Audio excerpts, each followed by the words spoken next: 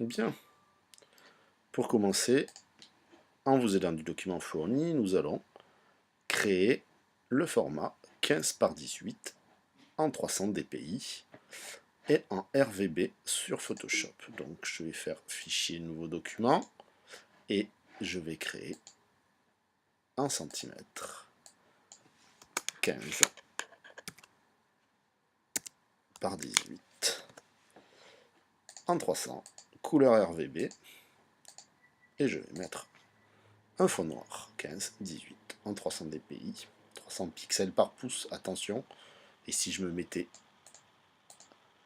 en millimètres, je mettrais en 150 par 180 en noir et je crée.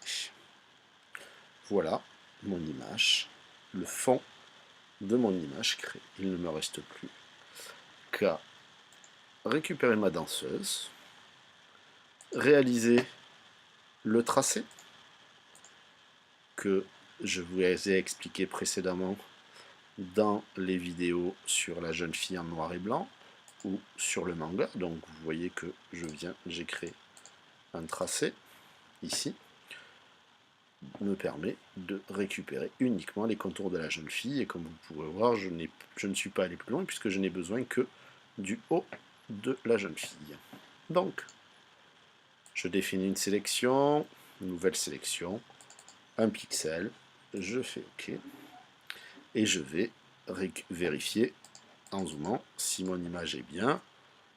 Je regarde et si à jamais je peux toujours modifier ma sélection en la contractant d'un pixel, ce qui va me permettre de rentrer légèrement dans l'image, on le voit ici, et de récupérer que la partie du corps et de la tête.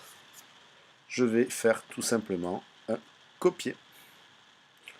Je copie cette image et je l'amène ici en sélectionnant le fond, que je vais d'ailleurs directement enregistrer sur le bureau. Fond génie, ou même je vais l'appeler génie avec mon prénom. Génie Ludo, donc vous le nommerez de cette façon-là avec votre prénom à la place du mien. J'enregistre sur le bureau, toujours en qualité 12, même si ça va changer avec l'arrivée du premier calque. Et regardez, ici j'ai mon arrière-plan, je fais pomme V, édition, copier, d'accord. J'annule l'action, édition, coller. Et regardez ce qui se passe, un calque est apparu avec ma jeune fille. Mais comme on peut le voir, ma flèche ici me permet de déplacer mon objet. Je prends cette flèche là qui me permet de déplacer. Elle est un peu grande, donc pour les réduire, de la même façon que j'ai modifié l'ombre sur l'exercice du manga, je fais édition, transformation manuelle, apparaît l'outil, j'appuie sur Shift, la flèche qui monte au-dessus de contrôle, et je réduis l'image pour la positionner de cette façon. La flèche, les 4 flèches me permettent de déplacer mon image.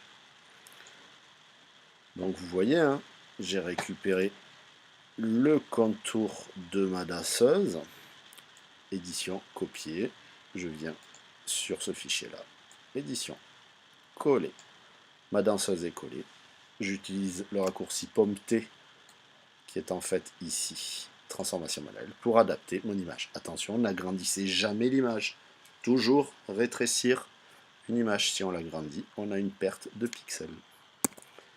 Et maintenant, il ne me reste plus qu'à coloriser cette image et lui donner une teinte bleue.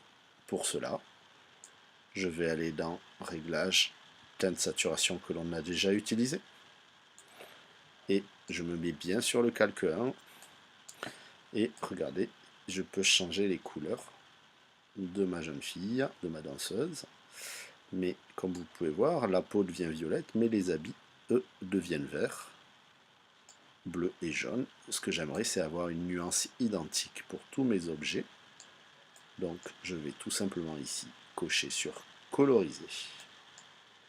Et vous voyez, tout prend une teinte uniforme rouge, jaune, si je vais ici, hop, je déplace jusqu'à bleu. Ma danseuse est devenue entièrement bleue.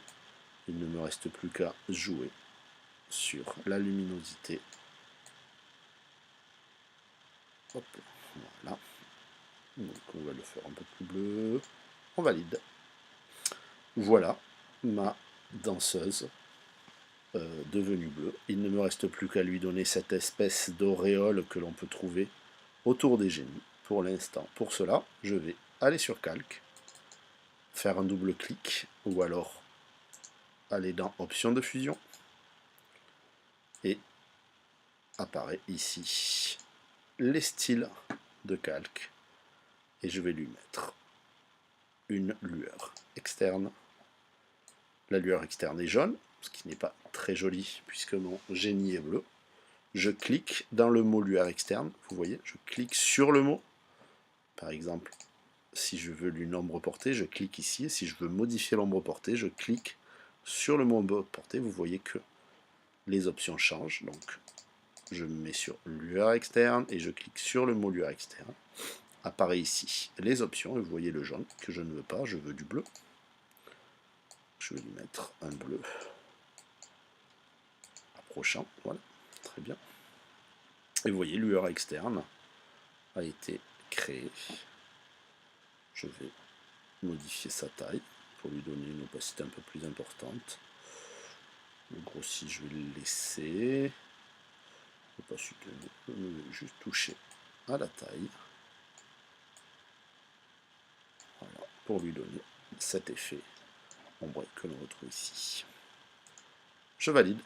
Et vous voyez, le génie a été créé en utilisant cette saturation et les options de calque que l'on voit ici, effet lueur externe.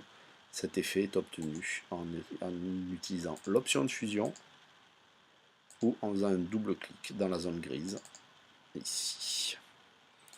Maintenant, il ne me reste plus qu'à aller chercher la lampe.